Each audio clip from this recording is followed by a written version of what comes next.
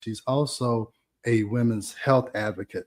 And so I'm going to bring her on, and through her professional history and through her life story, she's somebody who can really relate to this audience. And we are here to try and re-educate, or not re-educate, educate the public so they can re-educate the physicians. We have just figured out that through years of trying to deal with doctors and trying to get them to change how they look at things, we have to go to the public. So let's bring up Dr. Mandy Romero. And hello, hello, hello. Hi. We were backstage together, and I think I met you, I don't know, over 20 years ago. Yes. And I don't know if I've actually seen you face to face since then. We've spoken on, she's a member of our Ageless Blueprint community. We've been going back and forth. And with these issues that came out this week, I said, hey, let's do a podcast together. And so I'm going to be quiet. She's our guest. Just tell us a little bit about yourself and how you came to this point over the last 26 years. Okay, so I started my journey as a pharmacist, working for a compounding pharmacy, and very successful compounding pharmacy. But our goal was to do hormone replacement therapy and menopause management. And so I was chosen to go out and go to conferences. I think I went to 2 conferences every year for 15 years. You were one of the speakers. That's how I met you at PCCA. And so anyway, it took a long time to learn this. And I guess it's because we were pioneers, Yeah. And so, but that's part of the story. So once I did my 15 years at the compounding pharmacy, in 2017, I had a total hysterectomy. I didn't think I would be one of those women, but, and what's interesting is that I had to tell my doctor what I needed. So it was like, okay, let's take your ovaries out, and okay. And I'm like, wait, we're not done here. I need some hormones. And he's like, well, what do you want? So I know, and this is true, and he's learned from me, but he's still not there yet, but it's all good. At least I can get my hormones. Yeah. In one of my lectures, Dr. Spiro, who I'm going to bring up here, who wrote the book, and in one of his talks, he says, because there's so much controversy, whatever the patient wants to do is the right decision. Exactly. I said, how can you say that? He actually wrote the book on GYN endocrinology. I'm going to bring up one of his slides. And I guess he just succumbs to the pressure of the pharmaceutical industry to say they just throw up their hands when it comes to women and menopause. And if you live long enough, 100% of women are going to have that issue. And how we can be so uneducated about it, it's really embarrassing for the medical community, I think. It's embarrassing. So when you collaborate with pharmacists, when you collaborate with doctors, what issues are you coming up against? Oh, well, it depends on their level of education. Right. I have some that I met with personally, and I was able to explain myself and teach them what I've learned. And they were open, and they're like, hey, send me the information, send me the recommendation, I'll sign it. Then I have some that have written me letters and left messages and said, they're going to have to come see me. And hey, I get it.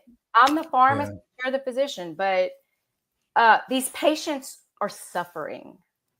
They are suffering, and they are searching, and they want their doctors to know. That's the thing. They want to go to their doctor and say, hey, what should I do? Yeah. And that's not what's always happening. Yeah. And what other issue can you think of that is like that? Nobody goes to the doctor and when their blood pressure is high and the doctor says, what medication do you want to take? I mean, really, it's because, why? Because with blood pressure, they have good data.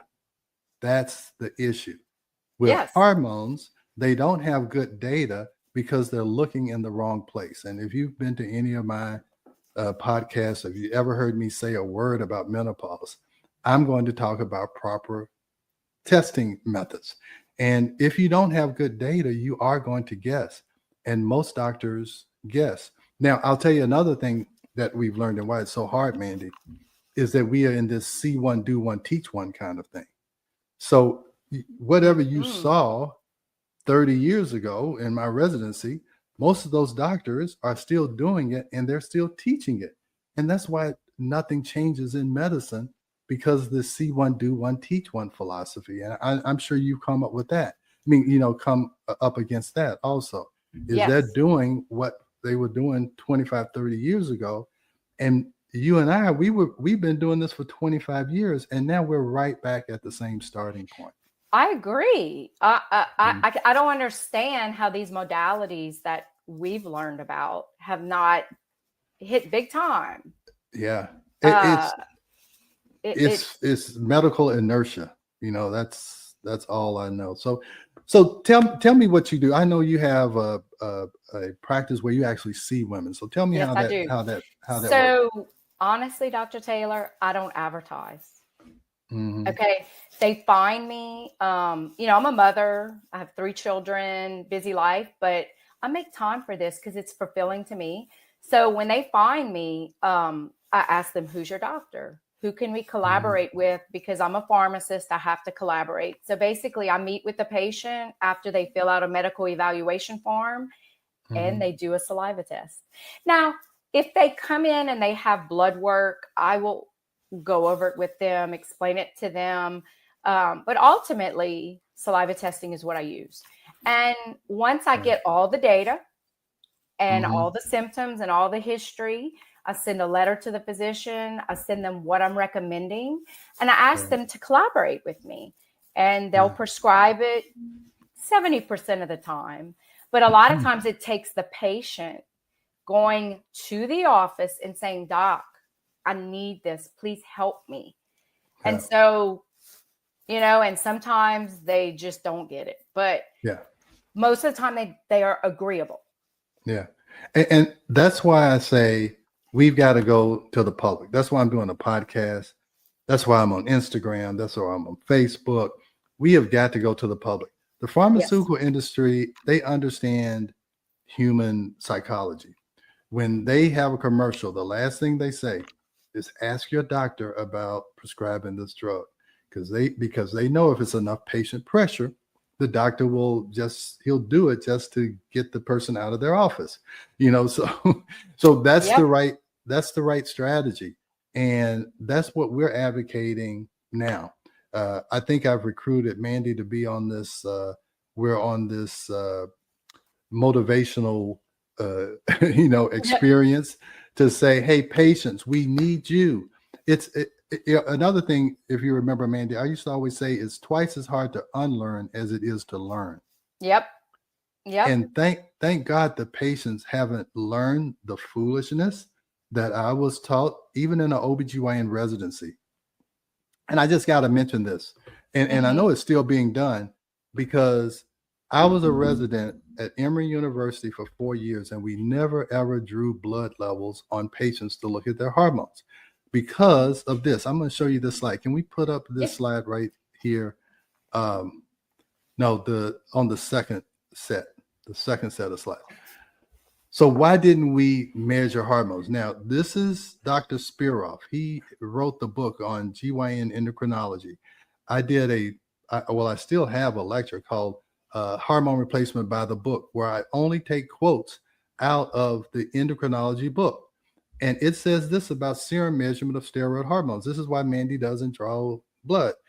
You're unable to easily distinguish between bound and free estrogen and testosterone. So estrogen is carried around, I call it a FedEx truck.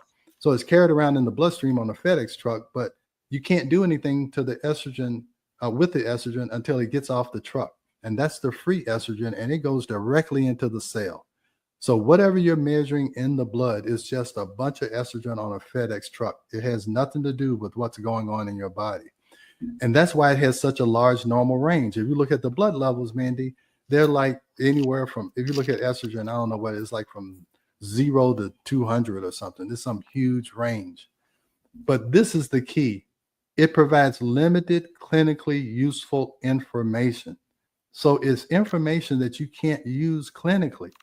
And I see so many people on Instagram and all of these talking about blood levels and pellets, and it's the textbook says it doesn't mean anything. And still now residents aren't drawing blood levels because of this. So you're left to just guess. And that's what most people do. I think they don't know how to order the labs.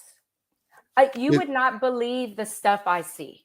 I mean, they order an yeah, FSH, an LH. Where's the estrogen? uh, Where at least we need to order that. yeah. And then I will tell Mhm. you, the one thing is when a woman is cycling, they just tell them go to the lab. Well, we don't even Yeah, know when what part of the cycle they're I know. in. So you I can't know. interpret it even if you were trying. Trying to. I know. It's Yeah. uninterpretable. Now, Yeah. here's what I'll tell you what the trick is, you guys. So if you're menopausal, the blood tells you what estrogen or what hormone is coming from the ovary.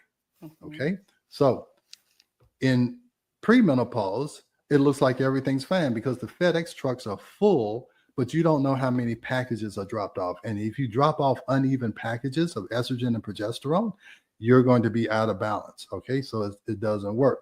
Now, so premenopausally, you have a problem.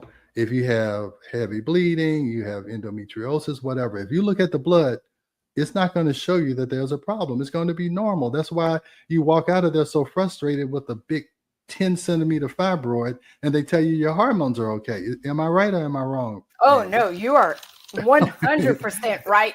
Yeah, yeah. It, And so postmenopausally, what happens? Your ovary stops making estrogen. Then they say you have no estrogen, but they don't understand that your fat tissue can convert male hormones, androstenedione and testosterone into estrogen. That is God's way of making sure women can stay women, even though they go through menopause. They have a backup system in their fat tissue. So, but you don't see that in the blood, but you can see it in the saliva. yes, That is the key. And that's all to it. And how hard is it to do a saliva test? You can take it's it home. so It- easy. yeah. So I'm sorry, go ahead. It's No, easy to do. it's just so easy. And Yeah. you know what I love about it is that we got all the hormones on the panel in addition Yeah. to cortisol. And Exactly. it's not just about estrogen, progesterone, testosterone. We have to look at the whole picture. And Yeah. you know that as well as I do. I learned that from you. Yeah. Cortisol, and I learned it late. Being an OBGYN, I was focused on estrogen, progesterone, and testosterone initially. But going to conferences like PCCA, let's talk about what PCCA is before I talk. So how we met, tell them what PCCA is. PCCA stands for Professional Compounding Centers of America. And in my Mhm. opinion, they are superior. They brought compounding back. Okay. Yeah. And compounding is the art of making medication that may not be available. Okay. Now it still Mhm. has to be, a drug that's approved by the FDA. Right. We use products or chemicals or hormones that are USP grade. So what that means is, if you go to the regular pharmacy and you get estradiol tablets, it's estradiol USP. The pharmacy has an obligation